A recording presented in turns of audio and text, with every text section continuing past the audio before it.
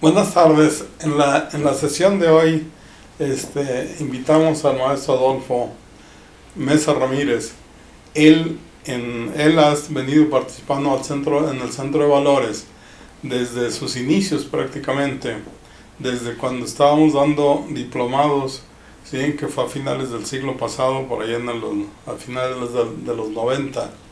Y en ese momento empezamos integrando una asignatura que le llamamos cartografía, interpretación de la cartografía.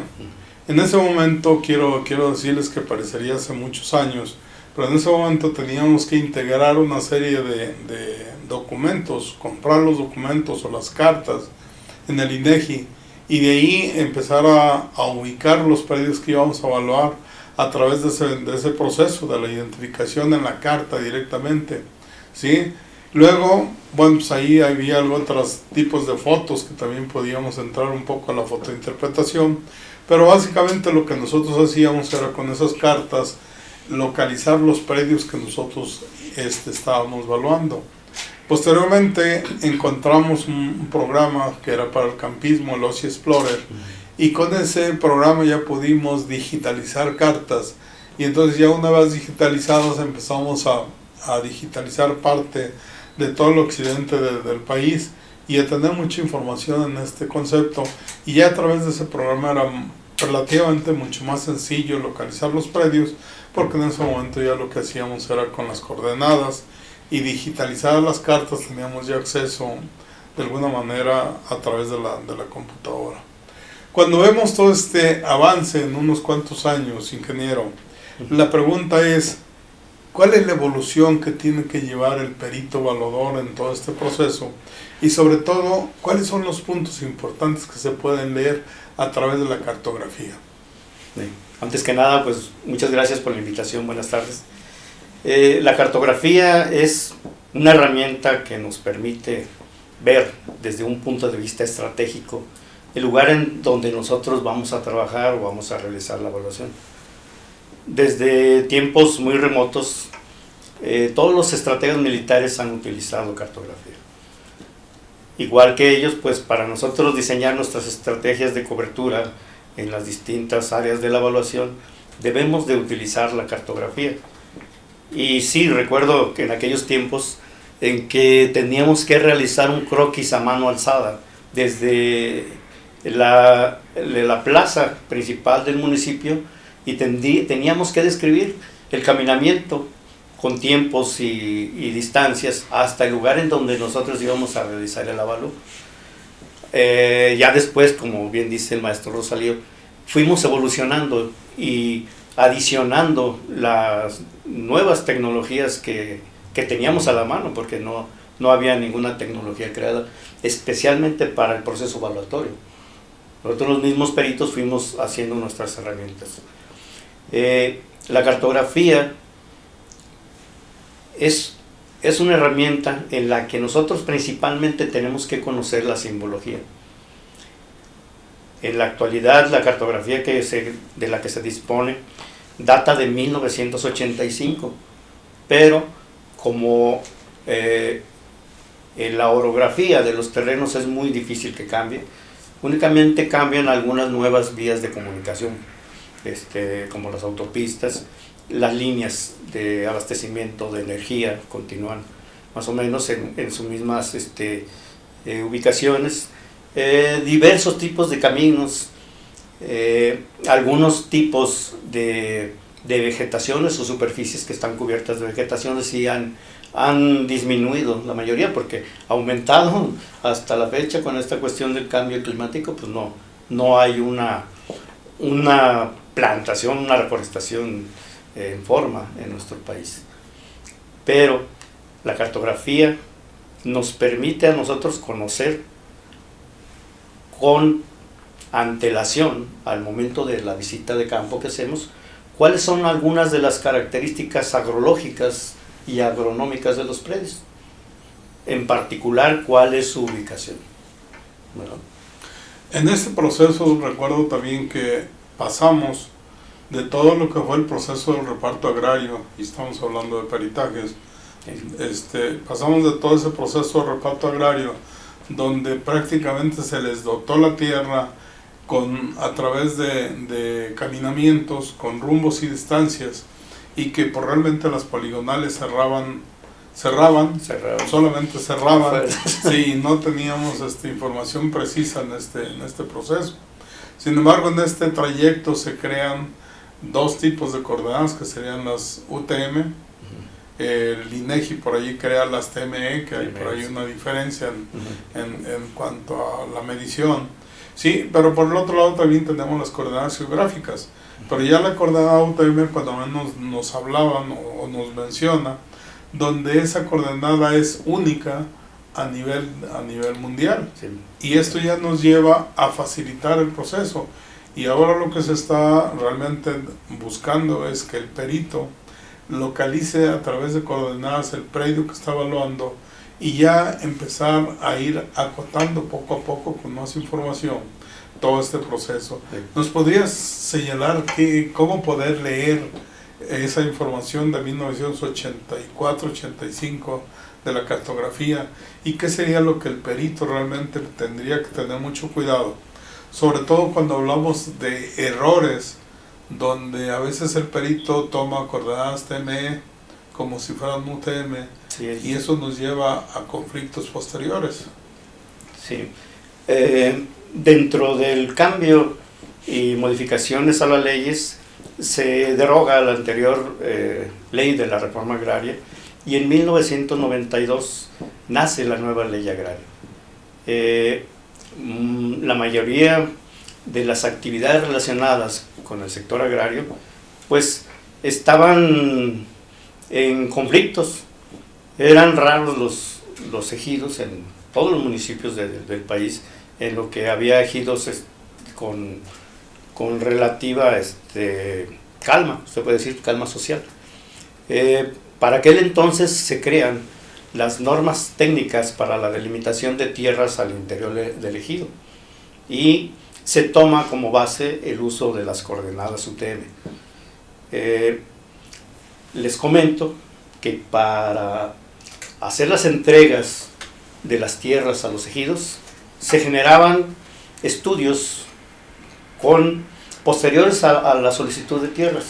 El primer producto cartográfico que se generaba era el plano del radio legal de afectación, en donde están registrados todos los predios en un radio de 7 kilómetros alrededor del predio más bien del núcleo agrario, y se hacía un estudio, lo que le llamamos nosotros barrido catastral, en donde se delimitaba predio por predio y se hacía el comparativo de lo que tenía inscrita la propiedad dentro del registro público de la propiedad, y aquel excedente que tuviera o si no estuviera registrado eran susceptibles de ser afectados por los núcleos agrarios.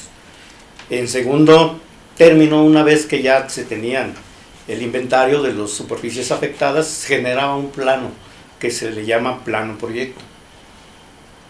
Posterior a esto se hacía un caminamiento, otra investigación, en donde a través de un acta de lo que hoy conocemos dentro de la cuestión legal, una diligencia de deslinde, es similar, se entregaba a las tierras mediante un acta de posesión y deslinde.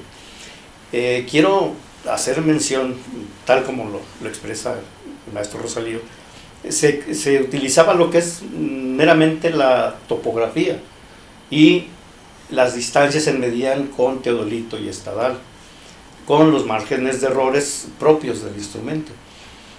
Y las actas de posesión y deslinde están descritas con los rumbos y distancias. Entonces, nosotros para poder poder estructurar un caminamiento descrito dentro del acta de posesión y deslinde, lo que tenemos que ver con certeza son aquellos puntos que le llamamos nosotros puntos inamovibles, debido a que son, por ejemplo, lienzos de piedra, barrancas, cerros, arroyos, que son puntos limítrofes o que nos marcan la ubicación de una mojonera, pero que no muy fácilmente van a ser movidos por la mano del hombre, debido a que cuando esto ocurre existen lo que son los conflictos por controversias de límites. Entonces debemos de tener cuidado y utilizar solamente estos y hacer un replanteo de las distancias y los rumbos, convirtiéndolos a azimuts y utilizando un método que le llamamos nosotros el método de replanteo, ¿sí? A través de distancias. Cuando se da todo este proceso, estamos hablando del reparto agrario en nuestro país, y ahora con la modificación al 27 constitucional y la creación de la ley agraria y la incorporación ya de todo este proceso, entonces podríamos decir que todos los ejidos certificados y las comunidades certificadas ya tienen este tipo de medición. Ese, a diferencia de lo que le llamábamos la pequeña propiedad o la propiedad privada, donde todavía tenemos escrituras. Recuerdo en una ocasión, revisando una escritura para una pérdida del linde en un juicio, la escritura databa algo como esto. Decía, en la escritura era de 1930 y algo, 30 y nosotros fuimos creo que por ahí como en el 98, del 1998, y entonces decía, partimos de un roble viejo, ¿sí? Como punto central. Y entonces si en 1934 el roble ya estaba viejo, bueno, pues en el 98 pues yo creo que ese roble ya ni siquiera existía. Ya no existía, sí. Y entonces ese tipo de inseguridad, ese tipo de situaciones la tenemos todavía en el campo, ¿no? Y se tendría que llegar a generar nueva información que nos permita tener certeza en la tenencia de la tierra, ¿no? De hecho, sí, en aquellos ayeres se utilizaban estos tipos de linderos que cuando eran árboles grandes, ya milenarios a veces, el área forestal les ponía unas placas. Todavía en la actualidad en la zona de Talpa, Mascota, yo he encontrado placas de estas en las mojoneras que se señalan en escrituras del tiempo de Obregón, por ejemplo. Y estas, algunas sí existen y otras no, las tenemos que hacer un replanteo de su ubicación, pero tomamos como base estos mismos linderos físicos inamovibles, porque se hacen descripciones, por decir, al noreste en tantos grados colindamos con la barranca fulana de tal, hasta llegar al punto del parteaguas del cerro Perengano, ¿sí? Entonces nos trasladamos a estos puntos que son inamovibles, que son linderos físicos inamovibles, y de allí partimos, buscamos coincidencias con los demás, y en base a la descripción técnica que se hace del caminamiento perimetral, nosotros hacemos la reconstrucción de lo que es el polígono, ya sea de propiedad privada o de propiedad social.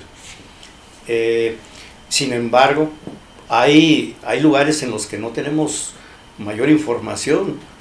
Antes de 1900, hay documentos les llamamos decimonónicos, del siglo XVIII, en donde no existen mayores datos, sino que solamente nos mencionan cerros o lugares conocidos por los usos y costumbres de la comunidad, en este caso. Esto se da sobre todo en el sur del país. Este problema no lo tenemos nosotros en el norte. La República Mexicana tiene este punto en el que el país se divide en dos, debido precisamente a los conflictos que se generaron durante la colonización española. Si mencionáramos así rápidamente el proceso de evolución que ha tenido, por un lado la cartografía, por otro lado la topografía, que ahora ya no estamos hablando de topografía, sino estamos hablando ya de conceptos más que integran mucho más información. ¿Cómo pudiéramos describir así rápidamente la evolución que hemos tenido, sobre todo en este tipo de tareas? Bueno, dentro del proceso evaluatorio para nosotros es indispensable y es una herramienta en la que nosotros integramos diversas ciencias, integramos economía, integramos estadística, integramos historia, integramos geología, las relaciones del clima y el comportamiento social. Utilizamos en la actualidad la ciencia que nosotros le llamamos agrimensura. La agrimensura, a diferencia de la topografía, nos permite conocer y georreferenciar todo lo que existe sobre de la Tierra y debajo de la Tierra, pero además todo lo que está sobre y debajo del agua. Entonces, el panorama de análisis e interpretación de todos los detalles que encontramos en lo que le llamaríamos, desde el punto de vista evaluatorio, pero ya en el ámbito pericial, la interpretación del lugar de los hechos, ¿sí? En donde identificamos elementos que pueden ser cualitativos, pero que mediante un proceso, puede ser matemático, estadístico, podemos convertirlo a un elemento cuantitativo y ya establecerle a través de la generación de algún tipo de coeficiente, una fórmula, un sistema de matrices, una aplicación de algún método de evaluación, como puede ser multicriterio, multifactor, podemos nosotros transportarlo, ese dato cualitativo a cuantitativo y darle un valor. ¿Sí? Entonces utilizamos nosotros lo que le llamamos agrimensura en la actualidad. ¿Cómo era la clase del maestro Adolfo Mesa hace 20 años? Hace 20 años.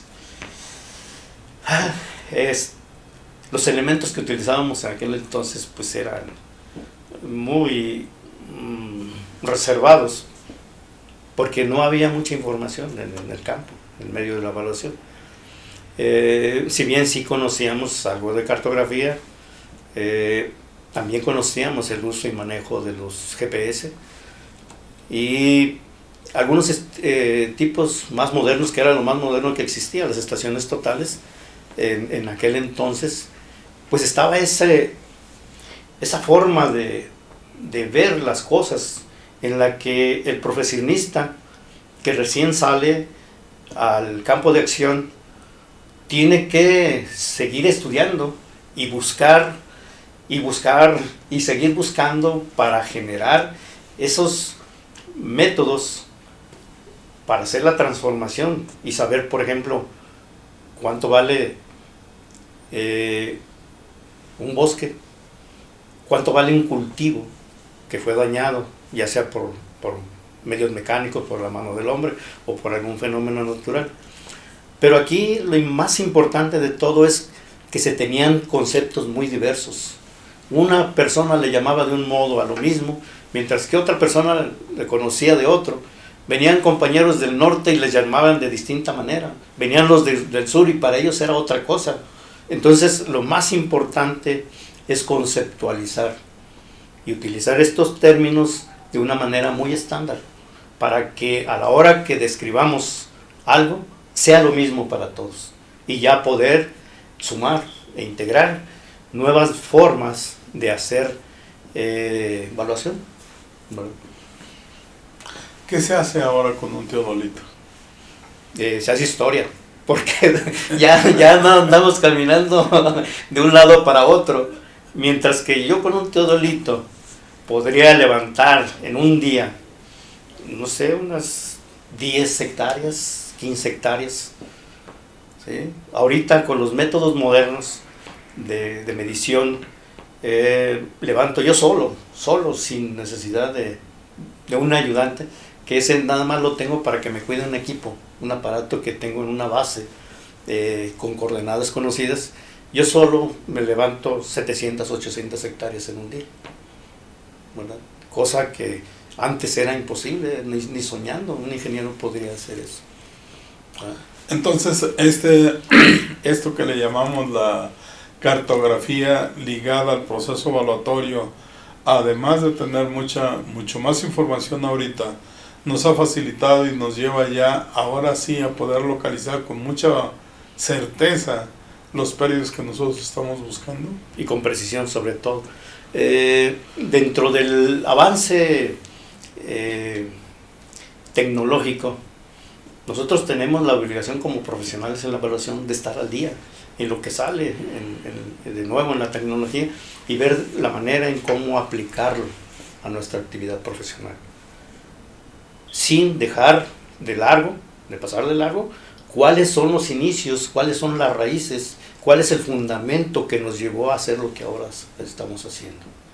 Porque de nada vale enseñar a las nuevas generaciones solamente la parte de arriba de nuestro historial, porque ellos no van a conocer, a la hora que se les friegue un aparato de estos modernos o que no haya señal, no van a saber qué hacer, ¿sí? Se van a quedar allí o se van a regresar, no van a saber qué hacer. Pero si conocen los fundamentos y no tengo baterías, no hay señal, ahorita el sistema más moderno es el REACH, ya el anterior era el RTK, ahorita estamos utilizando el sistema REACH. Con los nuevos adelantos tecnológicos, la nueva generación también de los satélites, hay métodos tradicionales, antiguos se podría decir, en los que nosotros podemos levantar con cierta precisión y calcular también algún tipo de superficie, sobre todo en aquellos predios rurales en los que tienen grandes extensiones.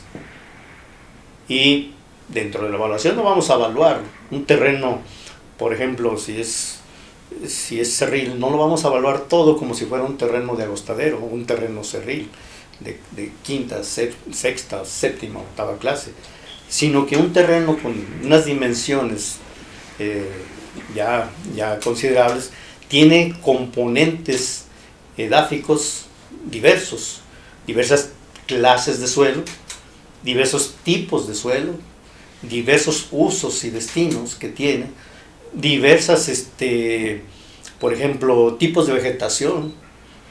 Lo podemos apreciar a simple vista con los distintos colores que tiene el terreno a la hora de la visita de campo. Entonces, si no traigo yo mi equipo sofisticado para hacer estas mediciones, pues puedo utilizar otros, en donde, por ejemplo, si no tengo más, puedo hacer un levantamiento a pasos, midiendo a pasos y con una brújula de mano, teniendo una precisión relativa al equipo que estamos utilizando. Pero es muy importante eso, los conceptos, y saber el fundamento de cómo se hace y qué hacer en caso de no tener. Bueno, quisiera aprovechar, ya Cecilia nos está diciendo que nos queda muy poco tiempo. Quisiera aprovechar para mencionar que el Centro de Valores ofrece la maestría en evaluación, en la cual tenemos esta asignatura de cartografía. Esa maestría tiene 3 especialidades, que sería la de evaluación de bienes rurales, la de evaluación de bienes inmuebles urbanos y la de evaluación de bienes muebles. Así también el Centro de Valores ofrece lo que es la maestría en evaluación de empresas e intangibles, donde ahí estamos haciendo una diferenciación entre una empresa y un negocio. Un negocio para nosotros es aquel que tiene flujo de dinero, que genera recursos, pero que no tiene estructura.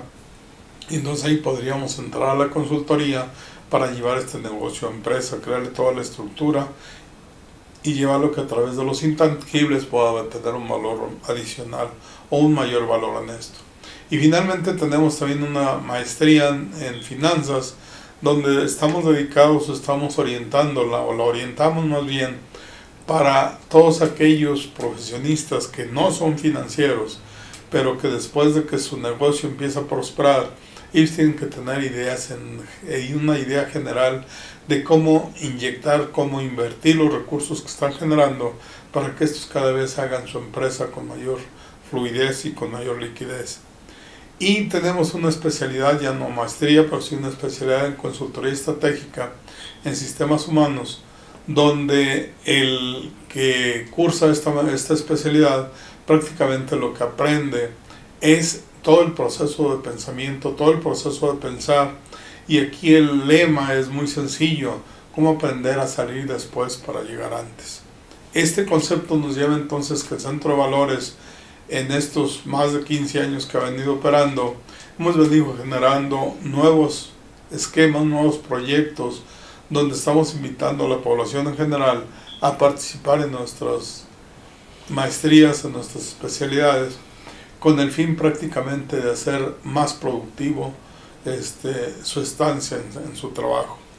No nos queda más que agradecer. Muchas gracias, ingeniero Adolfo Mesa. Sabemos que este proceso parecería que en unos cuantos años se modificó todo, pero ya echamos la vista atrás y encontramos que ya tenemos prácticamente medio siglo hablando de los cambios, de este tipo de cambios que se dan en el campo y sobre todo en la cartografía. Sí. Muchas gracias. Estoy a la orden. Muchas gracias.